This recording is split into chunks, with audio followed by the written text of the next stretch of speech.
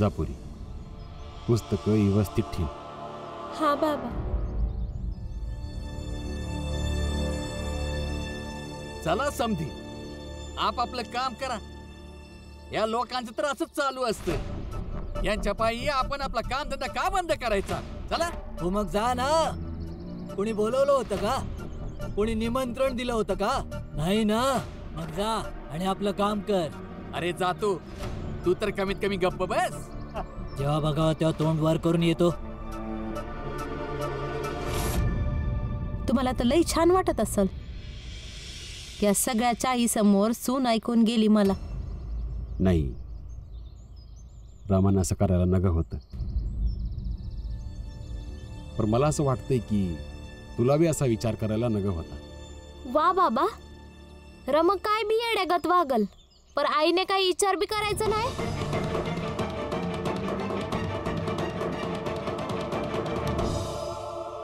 लक्ष्मी, आपण ना सुनांवर संस्कार मर्यादेची लय वजी लागतो. जिजाबाई, मंजुळा, तुळसाबी लई वेळेला लई काही बोलायची. जिजाबाई, तुला तर लक्षात आहे ना की तू नवीन नवीन लगीन करून या घरला आली होती, तेव्हा ते समधी कुठल्या तरी भाजीमुळं भांडत होते, कारण ती भाजी भीमला आवडत नव्हती. पर तुला वाईट नाही वाटलं आणि तू काही विचार बी नाही केलास, कारण ती मुलगी होती ना. आणि रामा, ज्या रामाची तू सासू नाही बनू शकली, त्याच्या पतीची तू आई नाही होऊ शकली, ती बोलल्यानं तुला वाईट वाटतंय? जिजाबाई, आयुष्य आणि नाती दोघांना जितकं सरळ ठेवशील ना, तितकं खुश राहू शकशील. बाकी समजून उमजून घ्यायला लई गोष्टी आहेत.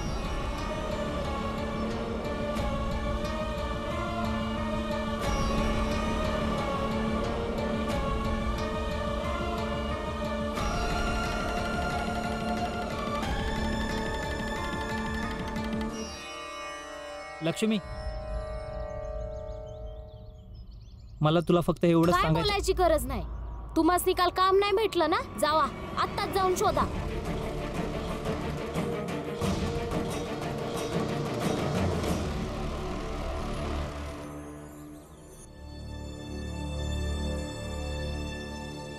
रमा, तू ते दागिने नव्हते विकायला पाहिजे. शंकर, तू बाहेर जाऊन खेळ जा.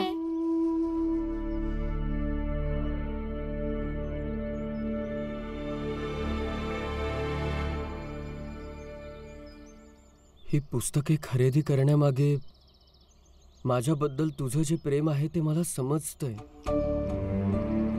पण तरीही मला योग्य वाटत नाहीये. मला बी चांगलं नाही वाटत आहे. माझ्या आईची एक मात्र निशाणी होती ती. मी ऐकून आले, पण माझ्याकडं दुसरा कुठलाच मार्ग नव्हता. पण काय गरज होती रमा? काही दिवस जर माझ्याकडे पुस्तकं नसती तर काय झालं असतं? तू रडू नकोस. जसे माझ्याकडे पैसे येतील मी पुस्तकं घेतली असती ना. एक बाई सगळ्यात जास्त आनंदी तेव्हा असते जेव्हा तिच्या समोर तिचा नवरा बी खुश असतो. आणि तुमचा आनंद या पुस्तकांमध्ये आहे. माझं जेव्हापासून लग्न झालंय तेव्हापासूनच बघा ना, जेवढा वेळ तुम्ही माझ्यासोबत घालवलाय ना, त्यापेक्षा कितीतरी जास्त वेळ तुम्ही या पुस्तकांसोबत घालवलाय. म्हणून मी स्वतःला तुमच्यापासून लांब करू शकते, पण या पुस्तकांना तुमच्यापासून लांब नाही करू शकत. नाही रमा, मी तुला स्वतःपासून दूर कधीच नाही करू शकत. कधीच नाही.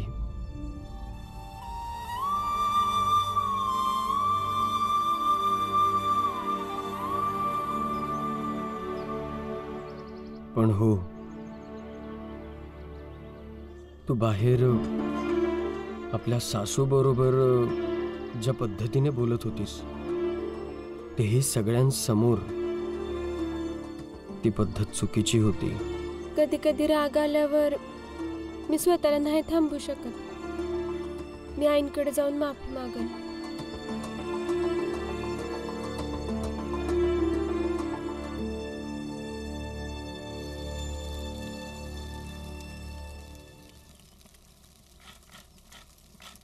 आई, रमा तर परत पुस्तक घेऊन आली. हा तर मग काय झालं? दागिनं तर एकच होतं ना, ते तर इकून आली ती. जेव्हा उद्या तिला खूप गरज पडल तेव्हा तिच्याकडे काहीच नसेल विकायला. हा विचार करून खुश हो लक्ष्मी की आपण रमाकडून तिचा मजबूत आधार काढून घेतला.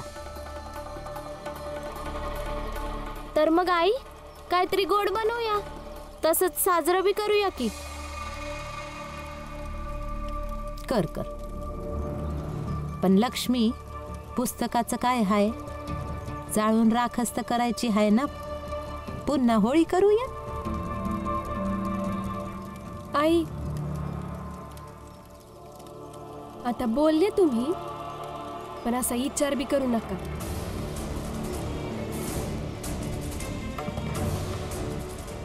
मी बाहेर तुमच्याशी ज्या पद्धतीने बोलले ते चुकीचं होतं, म्हणून माफी मागते तुमची. पण माझ्या नवऱ्याचे पुस्तकं जाळण्याबाबत परत विचार बी करू नका, नाही तर चांगलं नाही व्हायचं. काय करशील नाही तर? काय चांगलं नाही होणार? सांग, काय चांगलं नाही होणार? मी माझ्या नवऱ्याची ढाल आहे, पण उद्धट नाहीये.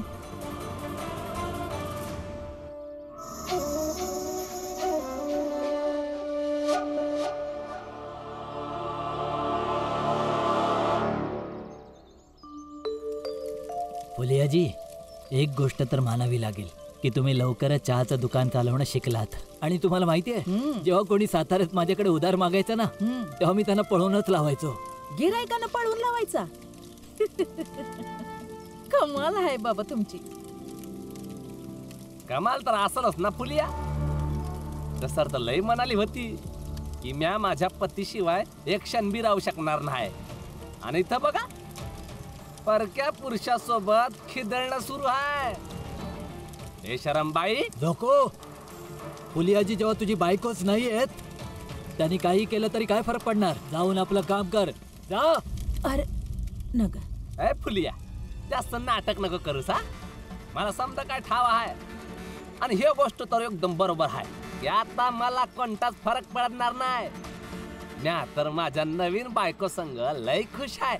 हा, तुम्ही दोघं इथं चाय देत बसा. आम्ही तर हिनं केलेला लय झाक चाय पिऊ. चल नूतन.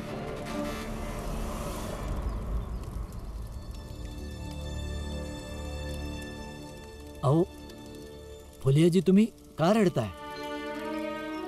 ह्यासनी माझं हसू दिसतं, माझं नाटक दिसतंय, पर माझं प्रेम नाही दिसत.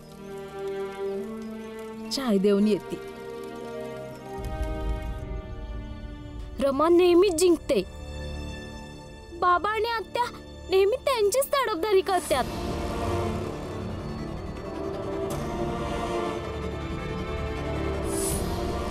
मी ह्या पुस्तकासनी परत जाळणार आणि ह्या पुस्तकांसारखा माझा राग बी जळून खाक होईल. लक्ष्मी, येडी झाली आहेस का? जर पुस्तकं पुन्हा जाळलीस ना तर घरचे एकत्र होऊन आपल्याला जाळतील. नाही आई, आता मी ही पुस्तकं जाळूनच राहीन. लक्ष्मी,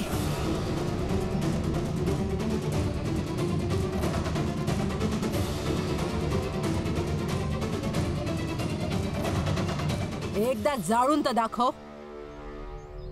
हे बघा आत्या, वयापरीस घरच्या मोठ्यासनी बाजूला राहायला पाहिजे आणि नव्या पिढीला घर चालवू दिलं पाहिजे. पर तुम्ही आहात कायदा नाही या घरचे नाहीच आणि स्वतःला या घरची मालकीण समजताय. म्हणून हे घर आमच्या हिशोबाने चाललंय, तुमच्या नाही. आणि जर आमच्या मध्ये पडलात ना तर चांगलं होणार नाही.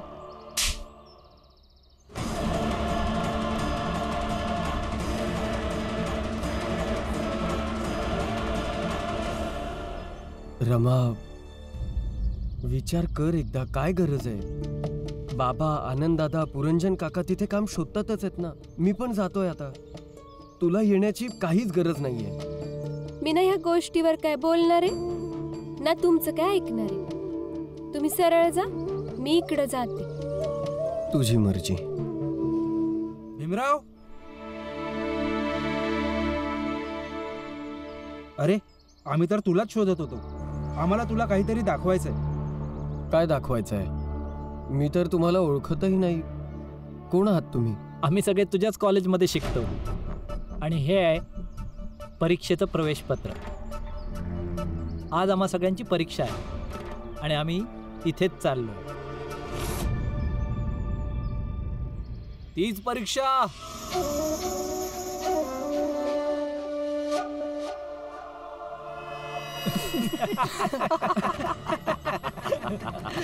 तीच परीक्षा जिचा फॉर्म तू भरू शकला नाहीस.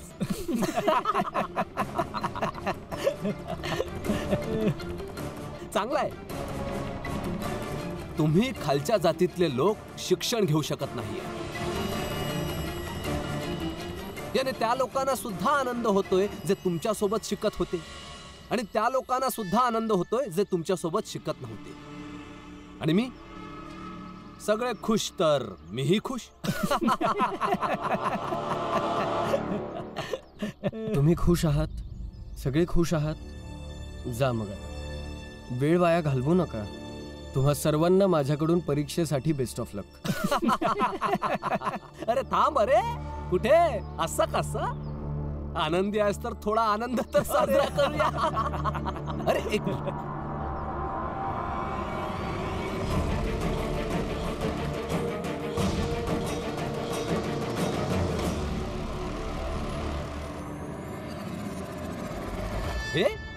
हे ते तिकीट आहे भीमराव, ज्यामुळे माझ्या शिक्षणाची गाडी तुझ्या पुढे निघून जाईल आणि तू तिथेच राहशील, तिथेच थांबून राहशील, तिथेच सडशील. कधी पुढे जाऊ शकणार नाहीस. जोशीजी, जावा ना, कशाला त्रास देताय? अरे जाणारच आहोत. अरे आमची तर आज परीक्षा आहे रमाबाई. आम्ही तर जाणारच आहोत, जाणार. पण भीमराव बघ आणि स्वतःची कुवत ओळख की किती गरीब आहेस तू, की तुझ्या जातीची लायकीच ती आहे की तुम्ही शिक्षण नाही घेऊ शकणार.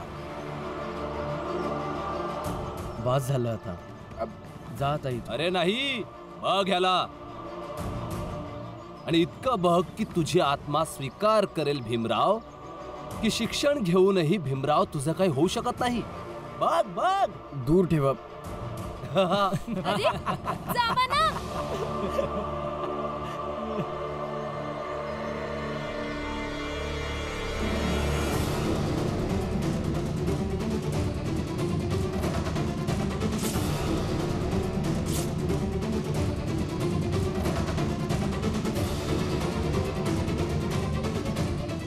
रमा, काय रमा? काय केलंयस तू हे? असं कोणाचं प्रवेशपत्र फाडणं बरोबर आहे का? मी परीक्षा देऊ शकत नाही, कमीत कमी हे लोक तर देत आहेत ना.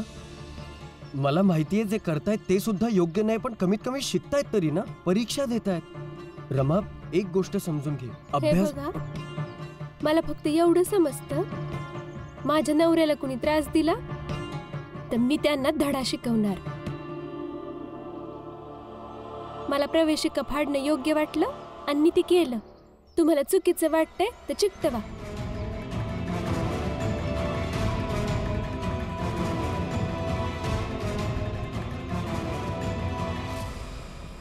उद्धटपणा नाही, समजलं? आणि ह्यो मला लय आधी करायला पाहिजे होतं. सुरुवात जिजाबाई पासून करायला हवी होती, तर बहुतेक आजही येळ आली नसती.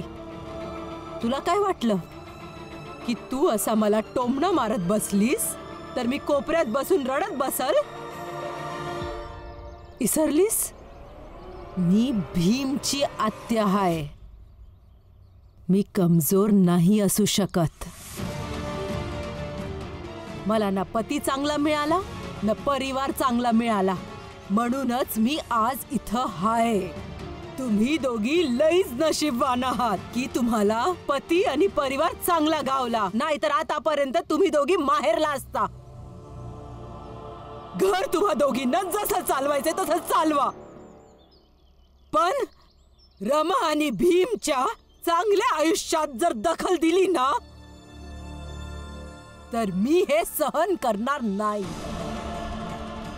एकदा ही पुस्तकं जाण्याची चूक केलीये तुम्ही, दुसऱ्यांदा याचा विचारही करू नका.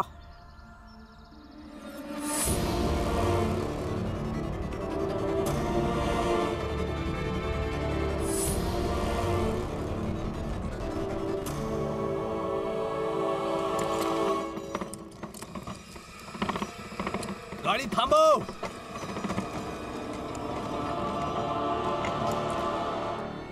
या तू थांब.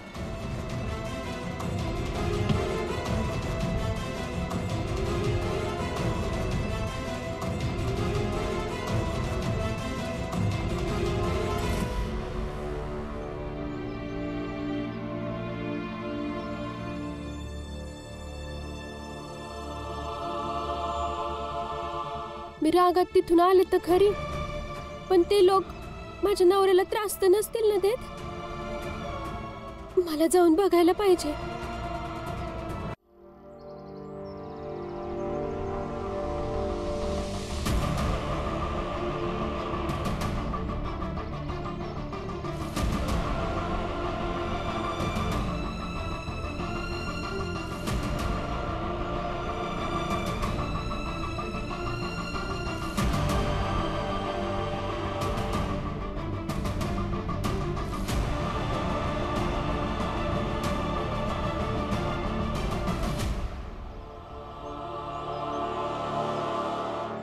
का करतायत हे?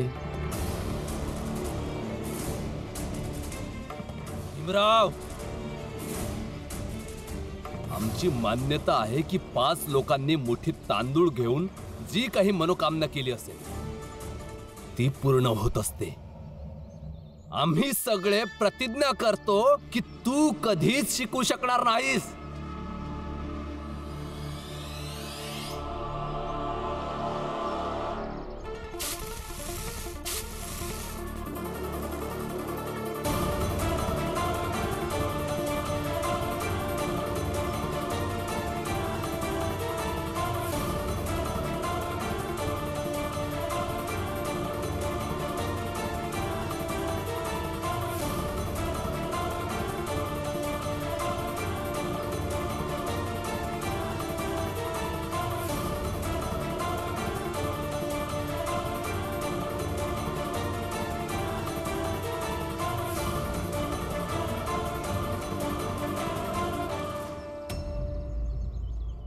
तुम्हाला प्रवेशिका पाहिजे ना? मी चिकटवून देते, पण माझ्या नवऱ्याला असे शाप नका देऊ. काय बोलतीयस रमा? असं रस्त्यावरून जाणाऱ्या कुणाचाही शाप लागत नसतो रमा. माहिती नाही, तरी पण ज्यांच्यासाठी मी नेहमी प्रार्थना करते त्यांना कोणी शाप द्यावा हे मी सहन नाही करणार. रमा,